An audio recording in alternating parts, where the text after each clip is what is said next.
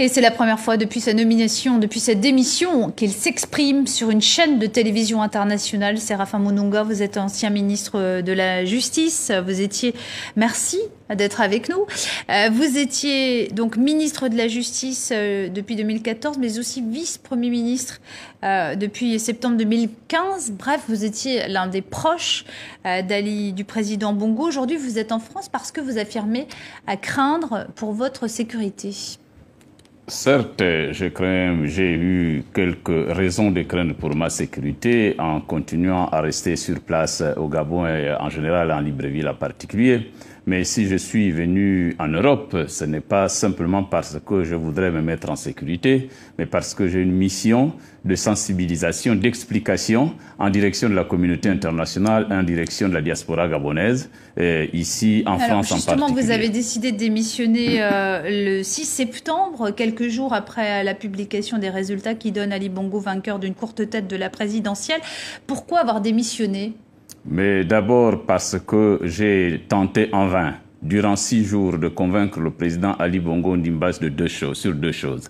La première chose, c'est qu'il ne fallait pas que nous puissions procéder à la publication des résultats par le ministère de l'Intérieur, étant entendu la confusion ambiante qui régnait entre l'opposition qui criait à la fraude, Ali Bongo lui-même qui criait à la fraude. J'avais conseillé qu'il fallait qu'on puisse recompter les résultats bureau de vote par bureau de vote sur le fondement des procès-verbaux, de sorte que les résultats qui seraient publiés puissent être des résultats acceptables par tous et qu'on prévenait ainsi que le pays ne puisse pas sombrer dans le chaos. C'est la première chose que j'ai sollicité du président Ali Bongo. La deuxième chose que je me suis évertué à expliquer, c'est que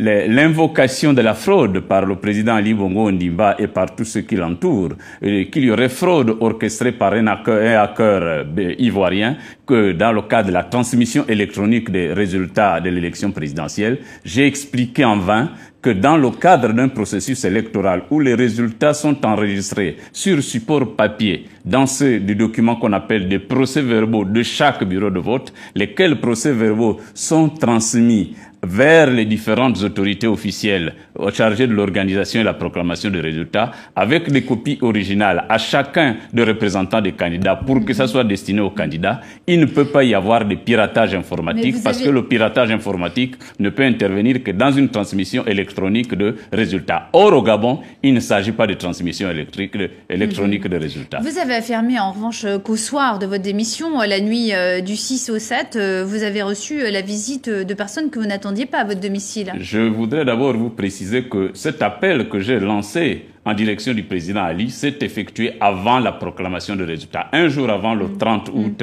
2016. Et la tentative d'assassinat faisait déjà suite à une tentative d'enlèvement le soir même où j'ai fait ma toute première déclaration, le soir du 30 août. Vous avez reçu une visite d'escadron, de personnes masquées Absolument, à votre domicile. des personnes qui sont venues encercler ma maison le 30 août alors que je venais de quitter cette maison. Maintenant, la tentative d'assassinat elle-même, elle est intervenue le soir même du dépôt officiel de ma démission que j'ai annoncée le 5 septembre et que j'ai fait, pour laquelle j'ai fait un dépôt formel de lettres de démission le 6 septembre 2016 et le soir du 6 septembre, la nuit du 6 au 7 septembre, des visiteurs en civil, cagoulés, armés jusqu'aux dents, sont venus menotter mon gardien, ont cassé ma maison, ils ont détruit le système de vidéosurveillance en empruntant l'enregistreur et ont cassé ma chambre. Ils n'ont rien volé, ils n'ont rien pris, sauf que ne me trouvant pas dans la chambre,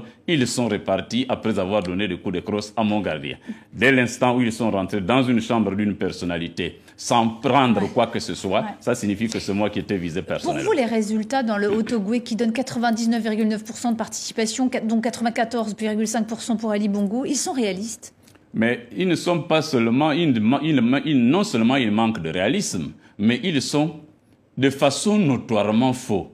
Puisque ces résultats annoncés par le ministre de l'Intérieur donnent un taux de participation différent de ce qui est contenu dans 174 bulletins, dans 174 procès-verbaux disponibles entre les mains de tous les candidats ayant participé au scrutin parmi lesquels le candidat de l'opposition Jean Ping. Dans ces 114 procès-verbaux, il est mentionné qu'il y a eu plus de 10 000 abstentions, alors que le ministre de l'Intérieur n'annonce que 47 abstentions. Et ensuite, il est attribué dans les annonces du ministre de l'Intérieur 3 000 suffrages exprimés à M. Jean Ping, alors que dans les procès-verbaux disponibles, qui ne sont même pas complets, il y a 3 900 Est-ce qu'on peut s'attendre, Séraphin Mounounga, à une décision transparente de la Cour constitutionnelle qui doit rendre bientôt son verdict? Il ne s'agit pas de s'attendre à une décision transparente. Il s'agit que le peuple gabonais, comme un seul homme, exige que le récomptage de voix à la Cour constitutionnelle, comme il l'avait déjà demandé au niveau de la commission électorale, se fasse dans la transparence totale, en présence des représentants de l'opposition et de la majorité, en présence également des observateurs internationaux, pour crédibiliser ces résultats. Vous allez rentrer bientôt au Gabon? Bien, je vais rentrer bientôt au Gabon parce que le processus doit se poursuivre. Et après l'émission de sensibilisation que je suis en train de mener, la rencontre demain à 14h30 avec la diaspora gabonaise installée ici en France, je vais organiser mon retour à Libreville de sorte que, continuant auprès du peuple gabonais, on fasse triompher la démocratie et la paix. Merci beaucoup, Séraphin Mounounga, d'être venu sur le plateau de TV5 Monde. Merci à vous. Madame. Et c'est la première fois depuis sa nomination, depuis sa démission, qu'il s'exprime sur une chaîne de télévision internationale. Séraphin Mounounga, vous êtes ancien ministre de la Justice. Merci d'être avec nous. Vous étiez donc ministre de la Justice depuis 2014, mais aussi vice-premier ministre depuis septembre 2015. Bref, vous étiez l'un des proches du président Bongo. Aujourd'hui, vous êtes en France parce que vous affirmez à craindre pour votre sécurité. Certes, j'ai eu quelques raisons de craindre pour ma sécurité en continuant à rester sur place au Gabon et en général en Libreville en particulier. Mais si je suis venu en Europe, ce n'est pas simplement parce que je voudrais me mettre en sécurité, mais parce que j'ai une mission de sensibilisation, d'explication en direction de la communauté internationale, en direction de la diaspora gabonaise. Une mission le 6 septembre 2016 et le soir du 6 septembre, la nuit du 6 au 7 septembre, des visiteurs en civil, cagoulés, armés jusqu'aux dents, sont venus menotter mon gardien, ont cassé ma maison, ils ont détruit le système de vidéosurveillance en empruntant l'enregistreur et ont cassé ma chambre. Ils n'ont rien volé, ils n'ont rien pris, sauf que ne me trouvant pas dans la chambre, ils sont repartis après avoir donné des coups de crosse à mon gardien. Dès l'instant où ils sont rentrés dans une chambre d'une personnalité, sans prendre quoi que ce soit, ça signifie que c'est moi qui étais visé personnellement. Pour vous, les résultats dans le Haut-Ogooué qui donnent 99,9% de participation, dont 94,5% pour Ali Bongo, ils sont réalistes?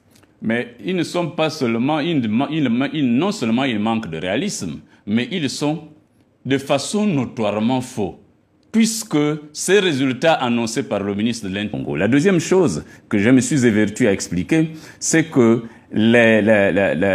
l'invocation de la fraude par le président Ali Bongo Ondimba et par tous ceux qui l'entourent, qu'il y aurait fraude orchestrée par un hacker ivoirien, que dans le cas de la transmission électronique des résultats de l'élection présidentielle, j'ai expliqué en vain que dans le cadre d'un processus électoral où les résultats sont enregistrés sur support papier, dans des documents qu'on appelle des procès-verbaux de chaque bureau de vote, lesquels procès-verbaux sont transmis vers les différentes autorités officielles chargées de l'organisation et la proclamation des résultats, avec des copies originales à chacun des représentants des candidats pour que ça soit destiné aux candidats. Il ne peut pas y avoir de piratage informatique parce que le piratage informatique ne peut intervenir que dans une transmission électronique de résultats. Or, au Gabon, il ne s'agit pas de transmission électronique de résultats. Vous avez affirmé en revanche qu'au soir de votre démission, la nuit du 6 au 7, vous avez reçu la visite de personnes que vous n'attendiez pas à votre domicile. Je voudrais d'abord vous préciser que cet appel que j'ai lancé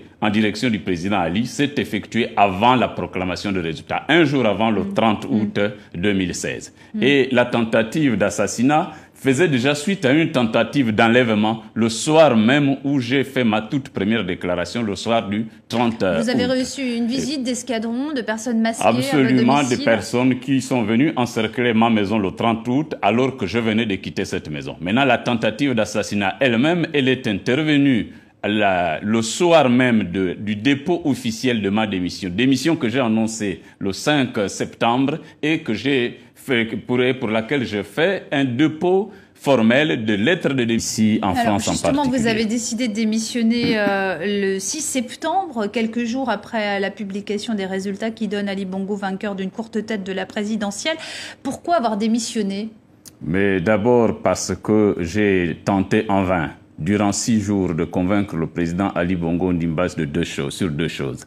La première chose, c'est qu'il ne fallait pas que nous puissions procéder à la publication des résultats par le ministère de l'Intérieur, étant entendu la confusion ambiante qui régnait entre l'opposition qui criait à la fraude, Ali Bongo lui-même qui criait à la fraude. J'avais conseillé qu'il fallait qu'on puisse recompter les résultats bureau de vote par bureau de vote sur le fondement des procès-verbaux, de sorte que les résultats qui seraient publiés puissent être des résultats acceptables par tous et qu'on prévenait ainsi que le pays ne puisse pas sombrer dans le chaos. C'est la première chose que j'ai sollicité du président Ali Bongo.